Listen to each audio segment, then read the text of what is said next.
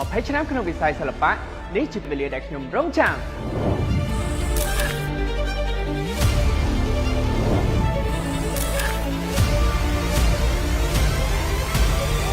Nico The Solo Concert Share the Love ការប្រគំតន្ត្រី Solo Concert លើកដំបូងរបស់លោក Nico បានមកដល់ហើយលើពីការប្រគំតន្ត្រីតែជាការសម្ដែងទស្សនីយភាពដ៏អស្ចារ្យព្រមទាំងមានការចូលរួមពី Space Jockey ជាច្រើនរូប ខ្ញុំមានថ្ងៃនេះដោយសារការគ្រប់គ្រងពីអ្នកទាំងអស់គ្នាអញ្ចឹងហើយខ្ញុំចង់ឲ្យអ្នកទាំងអស់គ្នាមកជួបជុំគ្នាក្នុងការប្រគំតន្ត្រី Solo Concert មួយនេះហើយយើងនឹងច្រៀងរួមគ្នា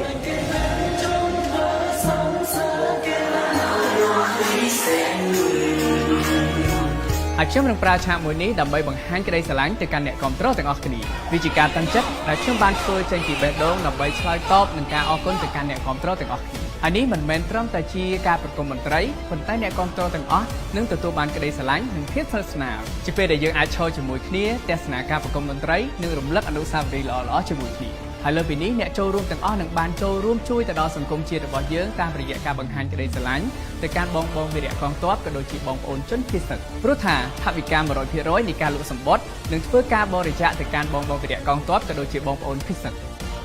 លើពីនេះទៅទៀតក្រុមហ៊ុន Champion Group នឹងចែករំលែកក្តីស្រឡាញ់ទៅកាន់អតិថិជនជាមួយមហារង្វាន់ $29,999 នៅលើក្រវិលកំប៉ុង Champion Eye ដែលនឹងចាប់ផ្ដើមដាក់នៅលើទីផ្សារនៅក្នុងថ្ងៃប្រគំតន្ត្រីផងដែរលើពីរង្វាន់ធំ $29,999 Champion ក៏នឹងផ្ដល់នៅរង្វាន់សាច់ប្រាក់ជាច្រើនរង្វាន់ទៀតផងដែរត្រៀមខ្លួនសម្បត្តិនឹងចាប់ផ្ដើមលក់នៅថ្ងៃទី1ខែកុម្ភៈខាងមុខនេះ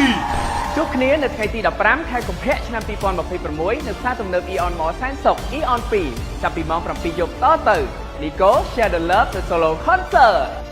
នាំមកជូនផ្ដាច់មុខដោយ Champion Eye បង្កើនថាមពលដ៏អស្ចារ្យ